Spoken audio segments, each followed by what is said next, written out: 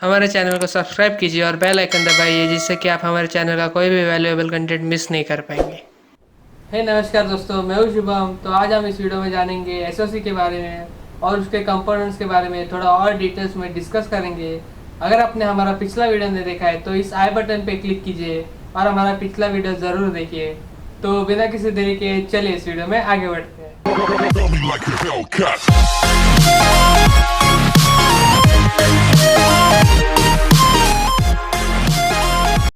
तो दोस्तों, एसओसी का मतलब है सिस्टम ऑन चिप। तो इसका मतलब है आपका पूरा डिवाइस इस चिप पे बेस्ड है। अगर ये चिप आपके डिवाइस में नहीं होगी तो आपका डिवाइस नहीं काम कर पाएगा। एसओसी चिप आपको कुछ इस प्रकार की देखने को मिलती है, जैसे कि इसमें हमने एग्जांपल लिया है क्वालकॉम का स्नैपड्रैगन 865 5G चिप। वैसे ही मार्केट में आपको अलग अलग तरीके की चिप देखने को मिलती है जो अदर कंपनीज आपको ऑफर करती है। इस तरह की एसओसी चिप आपको बेसिकली स्मार्ट गैजेट्स में देखने को मिलते हैं, जैसे कि smartphones, DSLR, smart watches, tablets et cetera. हर गैजेट में आपको डिफरेंट टाइप की एसओसी चिप देखने को मिलती है। हर एसओसी चिप उस गैजेट के पर्टिकुलर फंक्शन बेस्ड पे बनाई गई रहती है। फॉर एग्जांपल, आपको जैसे कि स्क्रीन में दिखाई दे रहा है, एप्पल वॉच की S1 चिप आप एप्पल के आईफोन में यूज़ नहीं कर सकते क्योंकि वो फंक्शन नहीं कर पाएगी। उसके लिए एप्पल ने अपनी A13 बायोनिक चिप बनाई है जो आईफोन में यूज़ होती है। और वैसे ही एप्पल की A13 बायोनिक चिप आप एप्पल वॉच में नहीं देख सकते क्योंकि उसकी फंक्शनिंग अलग है। एसओसी और प्रोसेसर यानी कि CPU टोटली डिफरेंट चीज़ें हैं। प्रोसेसर आपको जनरली PC या लैपटॉप में देखने को मिलता है। फॉर एग्जांपल, इंटेल का i7 प्रोसेसर या फिर इंटेल का i5 processor. Processor basically SOC का एक पार्ट होता है और एसओसी में आपको बेसिकली सिर्फ प्रोसेसर देखने को नहीं मिलता है, और भी उसके अलग अलग कंपोनेंट्स रहते हैं। और जब इन सारे कंपोनेंट्स को तैयार करके जॉइन करके एक जो फॉर्म तैयार होता है उसे हम कहते हैं एसओसी यानी कि सिस्टम ऑन चिप। तो आइए पहले जानते हैं CPU के बारे में। CPU यानी कि सेंट्रल प्रोसेसिंग यूनिट, वो ब्रेन होता है एसओसी का। CPU के अंदर आपको बहुत तरह के कोर्स दिखाई देते हैं। फॉर एग्जांपल, जैसे कि क्वालकॉम स्नैपड्रैगन 865 5G में आपको देखने को मिलते हैं 8 कोर्स। उसमें से 4 कोर्स है हाई एफिशिएंसी कोर्स, 3 कोर्स है हाई परफॉर्मेंस कोर्स और एक है प्राइम कोर। हर एक कोर का अपना अपना काम होता है। हर एक कोर को एक स्पेसिफिक टास्क असाइन किया गया रहता है। जैसे कि 865 5G में आपको हाई परफॉर्मेंस कोर देखने को मिलता है। उस कोर का इम्पोर्टेंस है रन करने के लिए हाई इंटेंस गेम्स जैसे कि PUBG मोबाइल, फोर्टनाइट एक्सेट्रा। तो आइए आगे जानते हैं GPU के बारे में। जितना इम्पोर्टेंस आपका CPU प्ले करता है उतना ही ज़्यादा इम्पोर्टेंस आपका GPU भी प्ले करता है।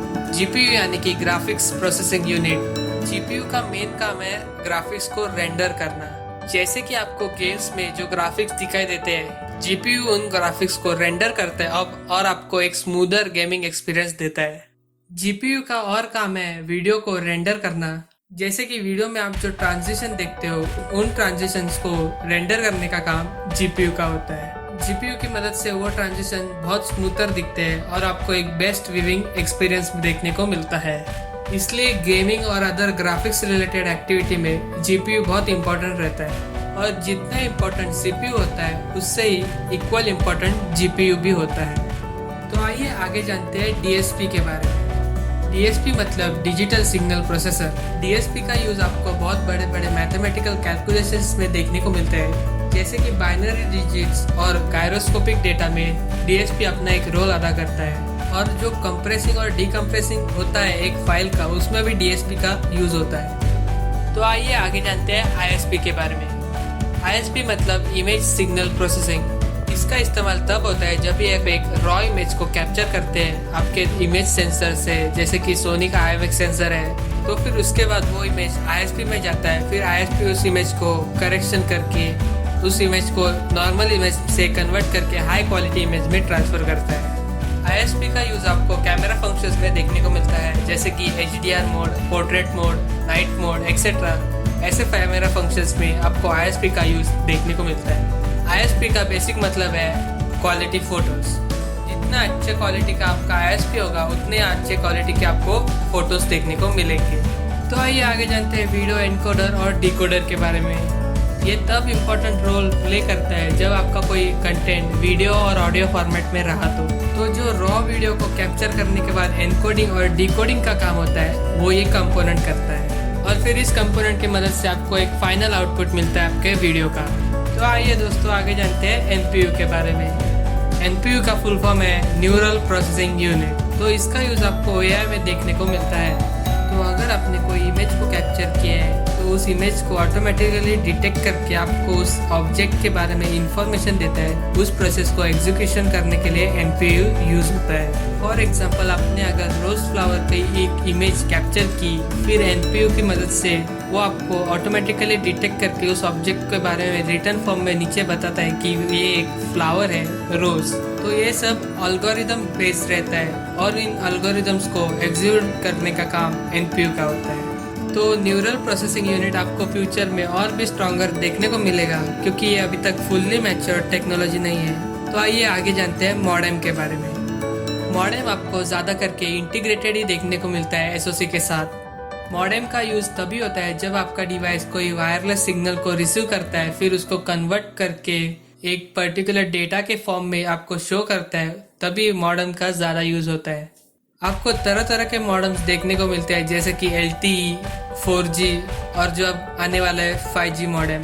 आपके नेटवर्क की जो डाउनलोडिंग और अपलोडिंग स्पीड होती है वो बेसिकली मॉडेम पे डिपेंडेंट रहती है।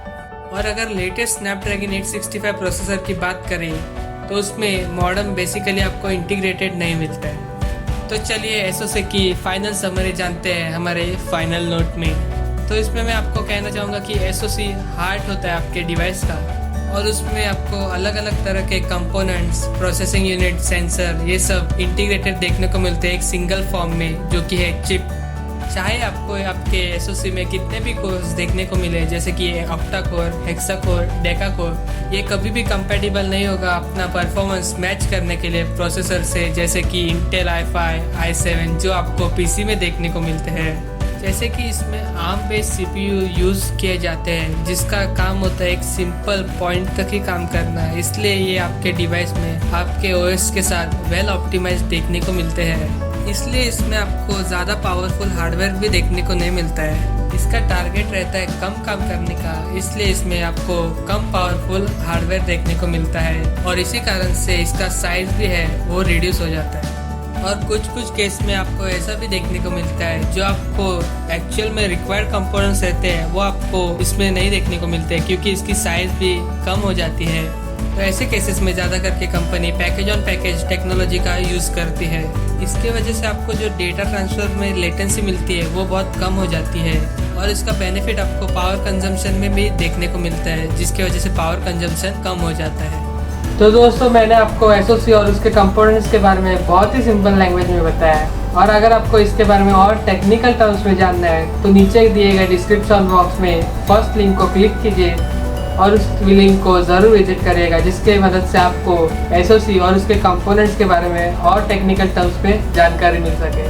तो दोस्तों, इस वीडियो में इतना ही, और ऐसे वैल्यूएबल कंटेंट से जुड़े रहने के लिए हमारे चैनल को सब्सक्राइब कीजिए और इस वीडियो को लाइक एंड शेयर कीजिए। तब तक के लिए शेयर ही हो।